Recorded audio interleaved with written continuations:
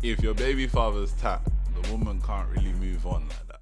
Listen, baby mums know why they went with a certain type of man. For whatever reason it didn't work, that baby mum can call that guy all the names in the world and he might not react in a certain kind of way. But the baby mum also knows, maybe to me, he won't do me over. But to anyone else, boy, it's free game. If you're a baby mum and you're picking another partner, boy, you better be picking someone solid.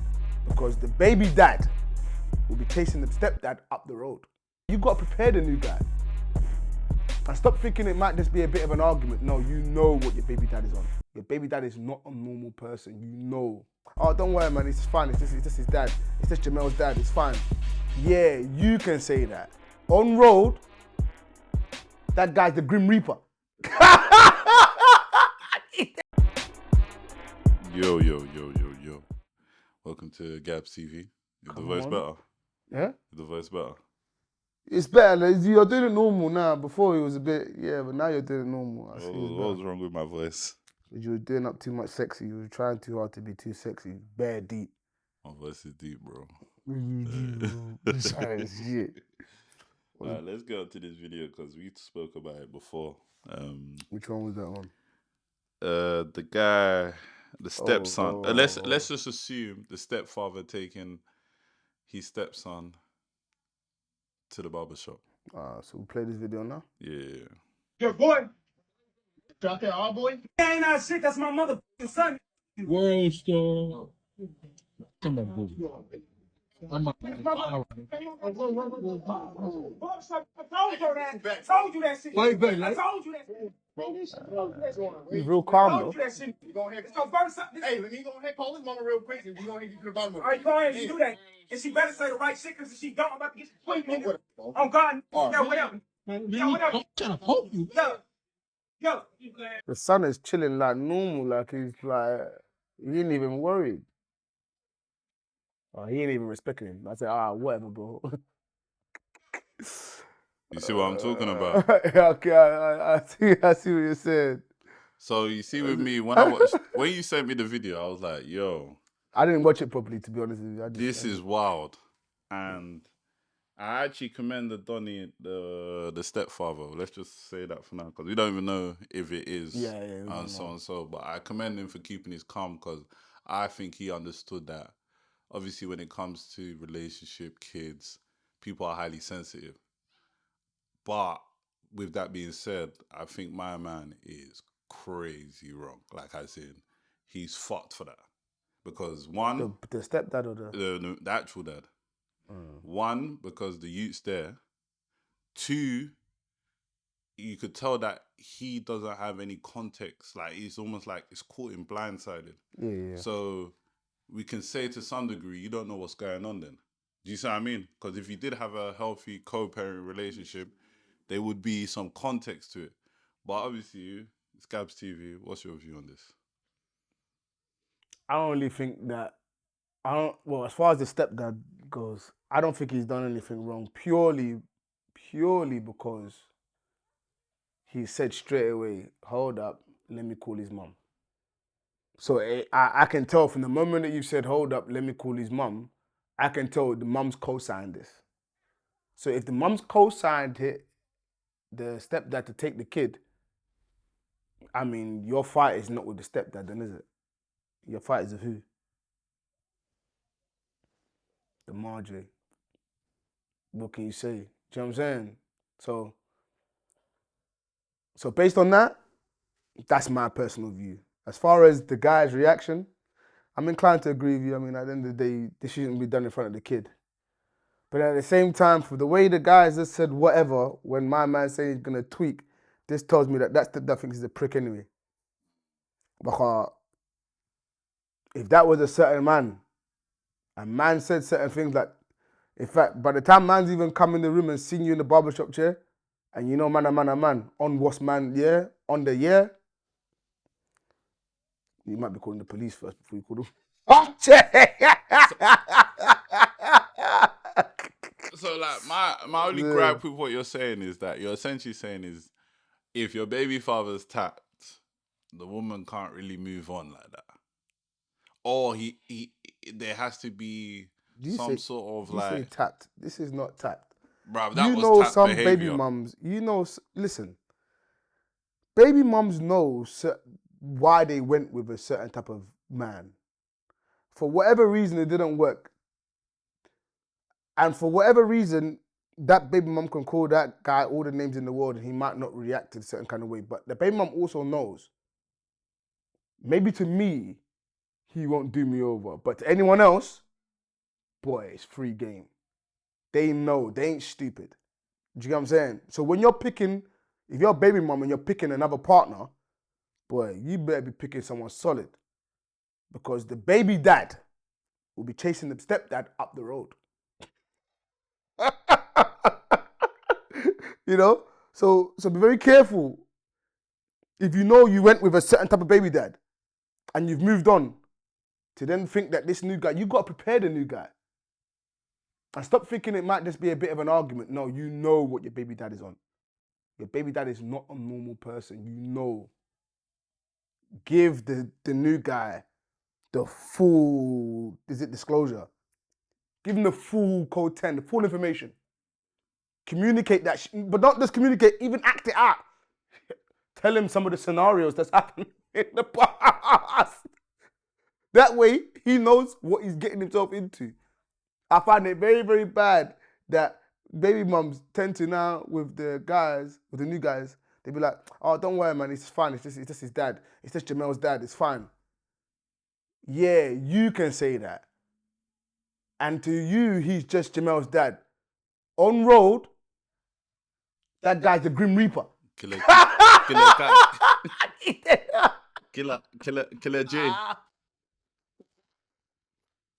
You know what I'm saying? I've had a few situations with a few of my brethren, I'm not going to lie to you, baby mums, where they've tried to do the move on thing, you know. And I have two in my mind, I'll never say who. And their baby dads, legit, I know the baby dad as well, they've chased the guy out of the party. Up the road, down the road, mate. Suicide mission. One of them, they left London.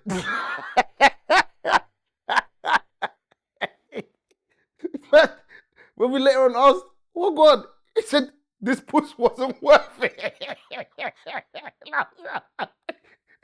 It wasn't worth it.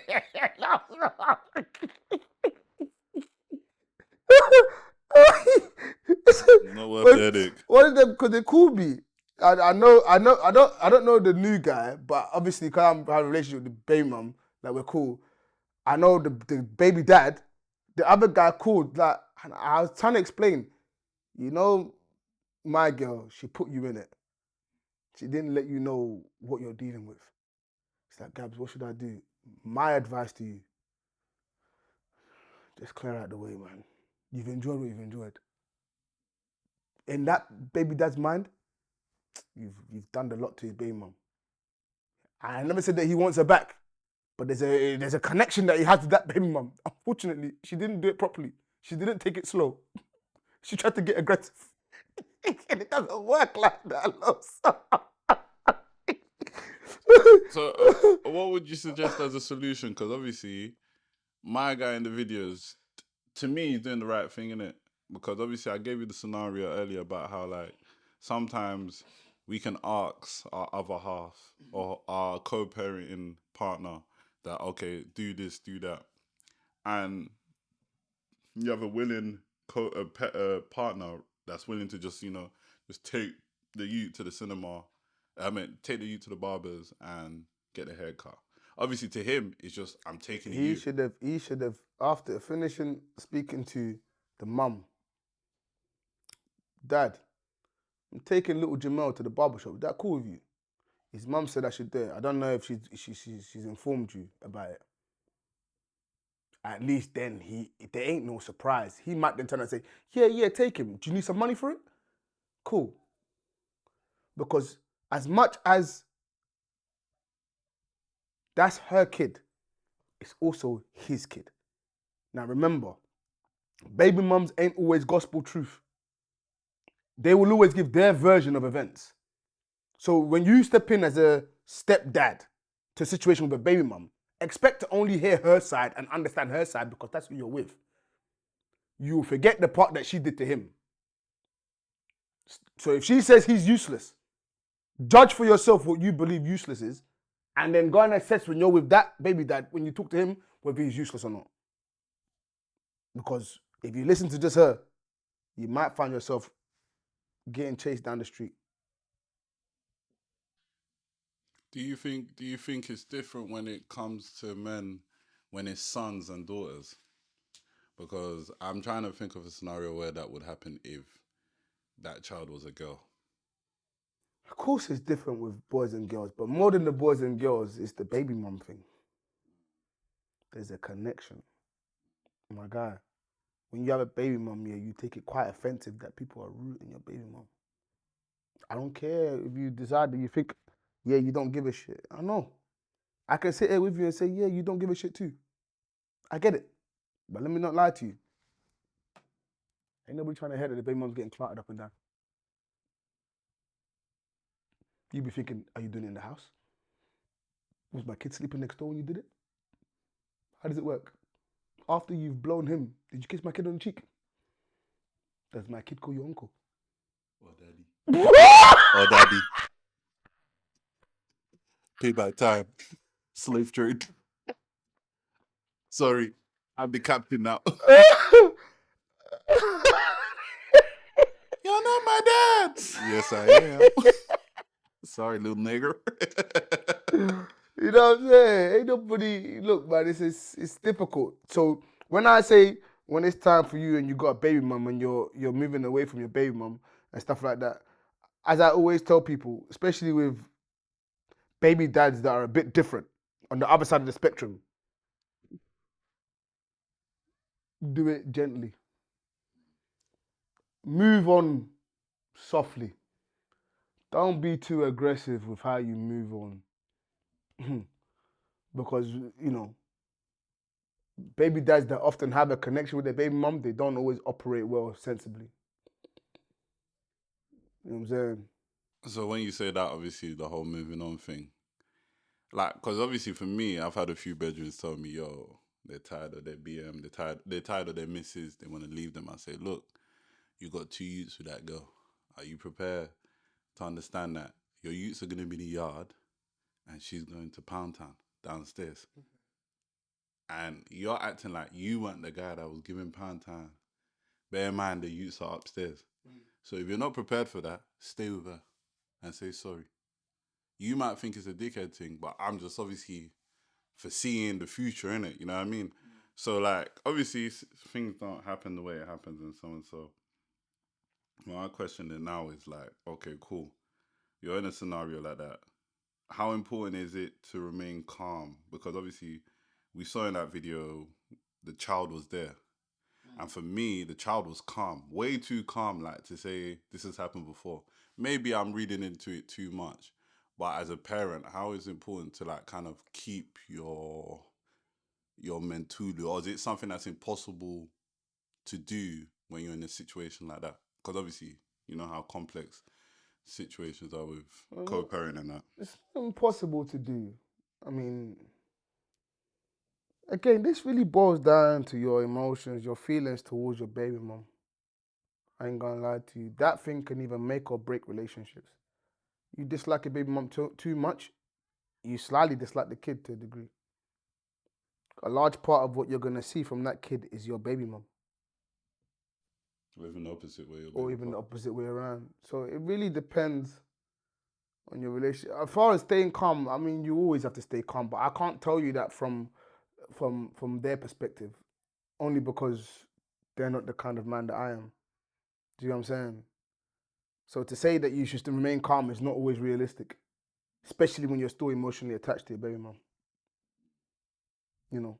But when you say emotionally attached with the baby mom, are you essentially saying you still want to be with them, or You haven't moved on yet. You think you've moved on physically, but mentally, emotionally, you haven't moved on yet. So there's a difference between being in love with someone and having love for that person. You know you can not be with someone but still love them, innit? But after a while, you get to a place where it's like, you know what? I got mad love for you, but I got my own life now. You know, and I'm happy that you got your own situation. You know, and I'm still gonna be here because at the end of the day, nobody hate no one, ain't nobody dislike you. You know what I'm saying? It's just that you and I are not like that. In So which then, case, you know, do you think you have the right? I'm not saying you per se, but you have the right to kind of, as a man, say, okay, well, I have love for you, but I'm not happy for you to move on. Or are you saying that it has to be like a soft launch type thing? Because I so when feel you like say you have love sometimes, for the person, you're accepting that they can move on. You're letting it go. It's cool. but I feel like people ain't realistic about what moving on looks like when they have a child with the person. Do you get what I mean? Yeah. So for me, it's like if you're moving on and you've got a child with a person, you know that that child will now call someone in the future, call someone else dad. Are you okay with that? Yeah, but that's a conversation that you're gonna have with the baby mom, no? Because once you get past the fact that nobody can have my baby mom, oh, nobody can ever, then you then get to the place where it's like, you know what, it can happen, and you know what, this is life, and you know, I'm at peace with this. And then you get to the point where it's like, all right, so how's this gonna work? Because if you get another man or whatever else, you know, you're gonna have that conversation. I don't think you can have that conversation when you're still emotionally attached. The emotions have to be aligned proper. I'm telling you, if you're not at an equilibrium with your emotions, you ain't gonna win this one. And a large part of being at equilibrium with your emotions is accepting that men should operate 70% sense and 30% emotion. You cannot be 60 to 70. You can't be 70% emotion, 30% sense, Why is that? because you kill everybody. Don't kill anybody. I'm not advising that on this channel. You will, by accident. You won't mean to. You see, the greatest power that men have is the sense. Emotions is what fucks us. Emotions is what makes us do things that punch us in the gut. For example, I come into the house and I catch my woman in bed with another man. Emotions at that point can make you kill both of them. Only after you've killed both of them do you sit in there, maybe after a couple of years, when you figure out that what you did is not justifiable.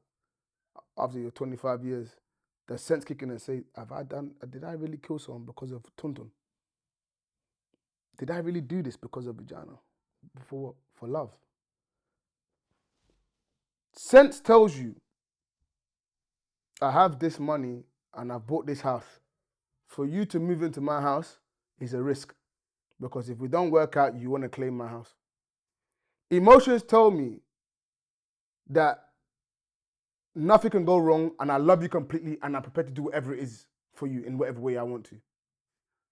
If we lean towards emotion too much,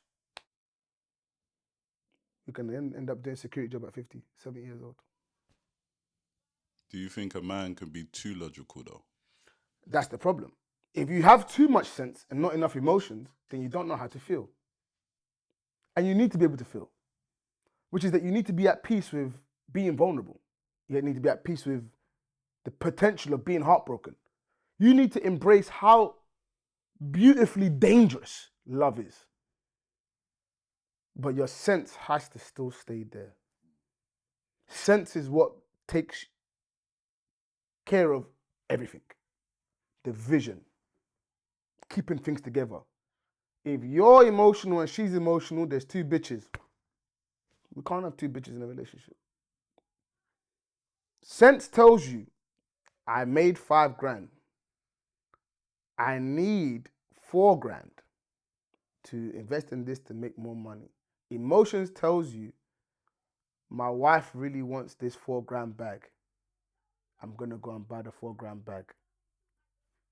Now, if we apply the sense, we turn around and we say, babe, listen, I know you want this bag, but right now, if I give you this 4 grand, I've only got 1 grand left and I need the 4 grand to go and do. So, but emotions will have you make decisions that really and truly we should never make. It's the feelings. If you're not careful with how to manage those feelings, you're gonna screw yourself. You will blind yourself with all your decisions. You know what I'm saying? So, in the sensible sense, where you're applying more sense than emotions, having that conversation and explaining to her that, look, I can get you the £500 bag, as opposed to the £4,000, and then once I get that business done, I can then get that money. That would then turn into 10 grand. In which case, I can then get you the £4,000 bag. Now you have 2 bags. But emotions will tell you, I don't want to disappoint her. I don't want her to leave me. I don't want her to be upset. In which case, you're prepared to sacrifice things that you know do not make sense for pure happiness. And that's temporary happiness, by the way. Because it won't be long before later on she now says, well, why haven't you got this? Why haven't you got that? Well, I gave you the money. I gave it to you through the bag. Your sense allows her to know everything is going to be okay. Your sense allows her to be safe. If it's just based on emotion, she's not safe. Because generally speaking, women are not as sensible when it comes to those things. We want what we want and we want it now. Princess treatment. Sense says to you, if I go on holiday with the man them, knowing that I've got to pay bills next week, I'm going to struggle. Men with sense will turn around and say, I ain't going. Emotions will tell you, if I go, it will clear my head. And this is what I need to get. And it's like... Now, if a woman does that, it's not as bad. We don't expect you to have the same discipline as men. But when you do that as a man, you're operating too emotional, my guy. Rely on your sense. Your sense is what keeps the structure together. Sense tells you, this one, I had to really think about this one heavy. Sense tells you that this 2-bedroom house is perfectly fine for you. Affordable, nice, the lot. The emotions of a woman can make you believe that where you are now is not good enough. In which case now, because she's come now and did whatever else, she said, oh yeah, we need a 4-bedroom house. Before you know it now, you're overexerting yourself to go and fulfill the emotional need. When the reality is that sense gave you more peace emotionally. You've now scrapped the sense to go and do things that go beyond what you thought you was, or what you knew you were capable of, to now put yourself in the shit. And now you're resenting her for that. All she did was be a female. See what I can get away with.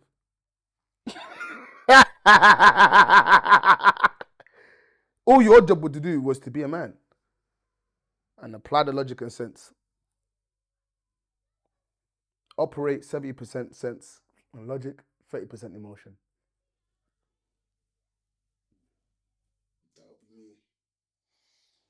Right. Well, let's go back to the video anyway, because there's one thing I wanted to talk about that I didn't even mention, was how much do the environment you're in play a part to your decision making? Because in that video, you could hear in the background that like people are egging it on, and obviously that goes to the emotion and logic part. But like, it's how important do you feel it is for men to be able to be stoic in that sense? And when I say stoic, that means What does you that wanna know mean? what the stoic? I'm gonna have to Google it. Hold Bro, on. what does stoic mean? I'm gonna Google it and you're gonna read it out. No, I think you need to tell me what it is, and then we Google it to see if you know what it means. I'm gonna read it out for you. No, what does it mean? You don't want to tell me what it means. Tell me what it means, ho. A person A who can endure pain and hardship without showing their feelings or complaining, or a member of an ancient philosophical school of Stoicism. But basically, it's the whole thing that regardless if things are happening, you stay calm, you stay center, so and so. So that's why I say it's a form of Stoicism in how it is. Calm.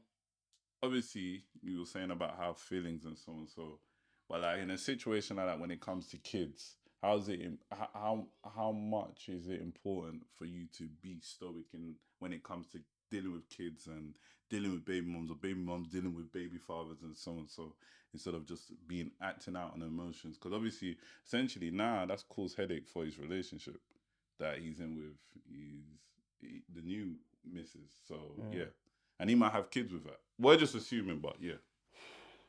Yeah, I remember when we was in school. Remember when there was to be a crowd of people and someone would get a slap. Yeah, forget what used to happen after you got the slap.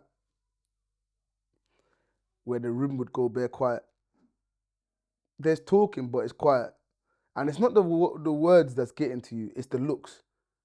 The looks, in actual fact, hurt more than the slap itself. That's the look of embarrassment. You know that? No. And often that moment there is what either makes you attack the person or just crumble.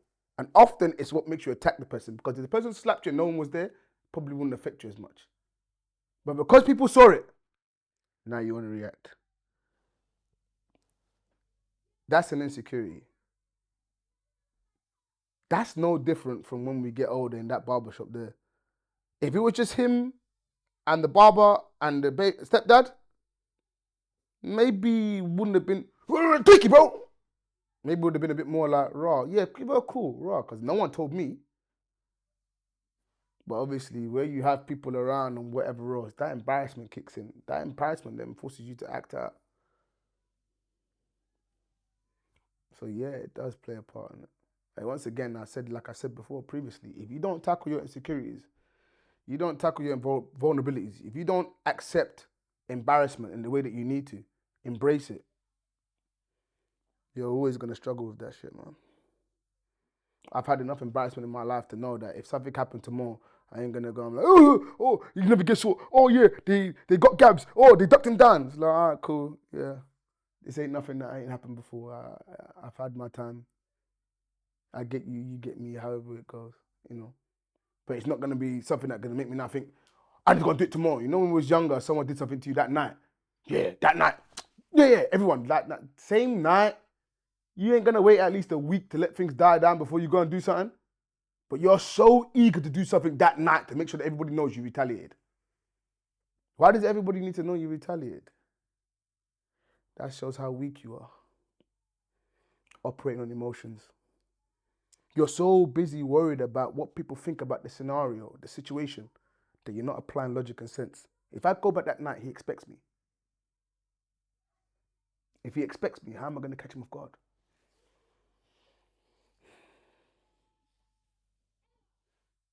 There's no place for emotions when it comes to decision making of that magnitude. Only for minor ones. Okay, don't worry, we'll let you get with it, whatever. But when you're talking about making proper decisions, emotion where? Let's use our sense here. Sense tells me if I go back that night and something happens, I'm definitely going to jail. So not only have I tried to get you back, be prepared for it, I also put myself in a position where I'm going to jail. How about I wait 6 months? Take my time. I can see you clearly, motherfucker. Because I'm not doing this based on the fact that everybody else saw me get. I'm doing this based on the fact that I need to get you, and I need to get you in the smartest way possible. So it don't matter how long it takes. You get yours. So when I say to a lot of the man them all the time, I say to them, I don't care if you turn into a pastor or not. When you decide to join this life and you start to do this thing, don't think that the person that you did stuff to is not sitting there waiting to get, yeah.